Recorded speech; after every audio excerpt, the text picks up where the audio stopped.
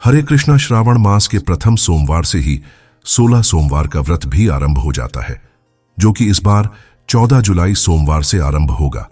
यह व्रत भगवान शिव की उपासना के लिए सबसे अच्छा दिन बताया गया है।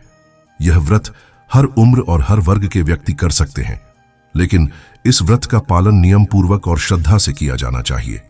तो चलिए आज के इस वीडियो में हम जानते हैं कि 16 सोमवार व्रत की शास्त्रोक्त विधि क्या है, इस व्रत को करने से क्या लाभ मिलता है और क्या हमें इस व्रत का शास्त्रों से कोई प्रमाण मिल रहा है।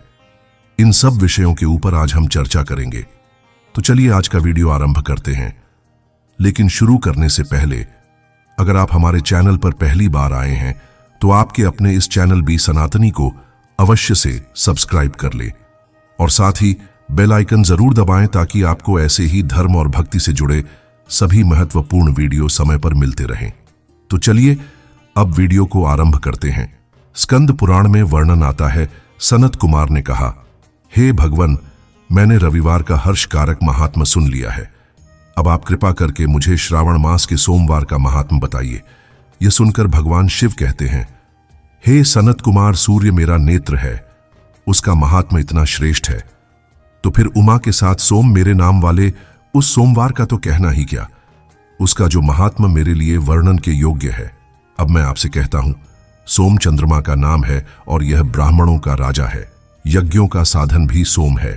उस सोम के नाम के कारणों को आप सावधान होकर सुनिएगा, क्योंकि यह वार मेरा ही स्वरूप है, अतः इसे सोम कहा गया है।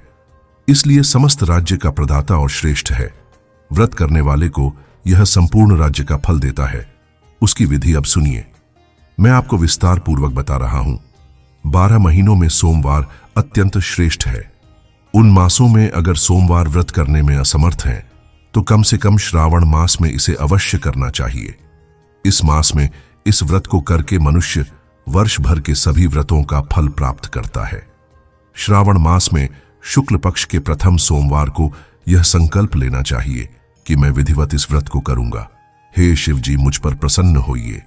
इस प्रकार चारों सोमवार के दिन और अगर 5 सोमवार आ जाएं तो उसमें भी प्रातः काल में यह संकल्प करें और फिर रात्रि में शिव जी का पूजन करें। 16 उपचारों से सायंकाल में भी शिव जी की पूजा करें और एकाग्रचित होकर इस दिव्य कथा का श्रवण करें। हे सनत कुमार, श्रावण मास के प्रथम सोमवार के दिन इस श्रेष्ठ व्रत को आरंभ करना चाहिए। मनुष्य को चाहिए कि अच्छी तरह स्नान करके पवित्र होकर श्वेत वस्त्र धारण करें और काम, क्रोध, अहंकार, द्वेष, निंदा आदि का त्याग करके मालती, मल्लिका आदि श्वेत पुष्पों को लाएं। इनके सिवा अन्य विविध पुष्पों से तथा अभीष्ट पूजन उपचारों के द्वारा त्र्यंबक इत्यादि इस मूल मंत्र से शिव जी की पूजा करें और उसके बाद इस प्रकार कहें, मैं सर्वभवनाश महादेव उग्र उग्रनाथ भव शशि मौली रुद्र नीलकंठ शिव और भवहारी का ध्यान करता हूं। इस प्रकार अपने वैभव के अनुसार मनोहर उपचारों से देवेश शिव का विधिवत पूजन करें। जो इस व्रत को करता है उसके पुण्य फल को अब सुनिए। जो लोग सोमवार के दिन पार्वती सहित शिव जी की पूजा करते हैं वे पुनरावृत्ति से रहित अक्षय लोक को प्राप्त करते हैं। इस मास में नक्त व्रत से जो पुण्य मिलता है उसे अब मैं संक्षेप में सुना रहा हूं। देवताओं और दानवों से भी अभेद्य 7 जन्मों का अर्जित पाप नक्त भोजन से नष्ट हो जाता है। इसमें कोई संदेह नहीं और धन चाहने वाला धन प्राप्त करता है। वह जिस भी इच्छा की कामना करता है उसे प्राप्त करता है। इस लोक में दीर्घ काल तक वांछित सुख उपभोगों को भोगकर अंत में श्रेष्ठ विमान पर आरूढ़ होकर वह रुद्र लोक में प्रतिष्ठा प्राप्त करता है। हमारा मन चंचल है, धन चंचल है और जीवन भी चंचल है। ऐसा समझकर प्रयत्न पूर्वक इस व्रत का उद्यापन भी करना चाहिए। चांदी के वृषभ पर विराजमान सुवर्ण निर्मित शिव जी और पार्वती की प्रतिमा अपने सामर्थ्य के अनुसार बनानी चाहिए। इसमें धन की कृपणता नहीं करनी चाहिए। उसके बाद एक दिव्य और शुभ लिंग तो भद्रमंडल बनाएं। उसमें 2 श्वेत वस्त्रों से युक्त एक घट स्थापित करें।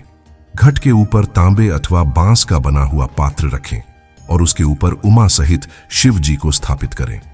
इसके बाद श्रुति, स्मृति और पुराणों में कहे गए मंत्रों से शिव जी की पूजा करें।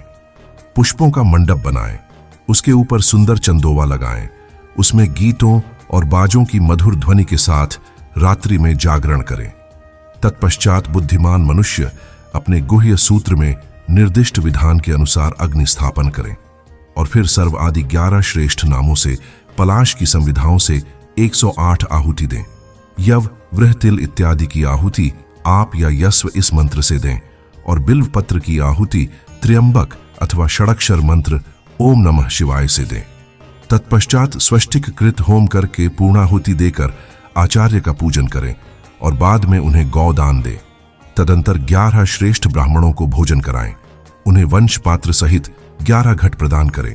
इसके बाद पूजित देवता को तथा देवता को अर्पित सभी सामग्री आचार्य को दे दें और उनसे प्रार्थना करें, मेरा व्रत परिपूर्ण हो और शिव जी मुझ पर प्रसन्न हो।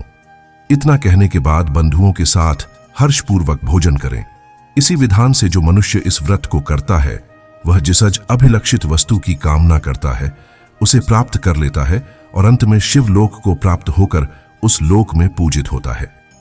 हे सनत कुमार, सर्वप्रथम भगवान श्री कृष्ण ने इस मंगलकारी सोमवार व्रत को किया था। श्रेष्ठ, आस्तिक और धन परायण राजाओं ने भी इस व्रत का पालन किया था। जो इस व्रत का नित्य श्रवण भी करता है वह भी उस व्रत के करने का फल प्राप्त कर लेता है। तो यह थी श्रावण मास के 16 सोमवार के व्रत की संपूर्ण जानकारी।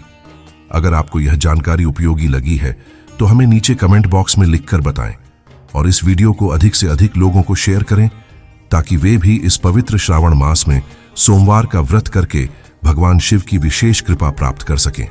और हम आपसे मिलेंगे आपके अपने चैनल बी सनातनी पर बहुत जल्द एक और नई कथा के साथ, व्रत की जानकारी के साथ।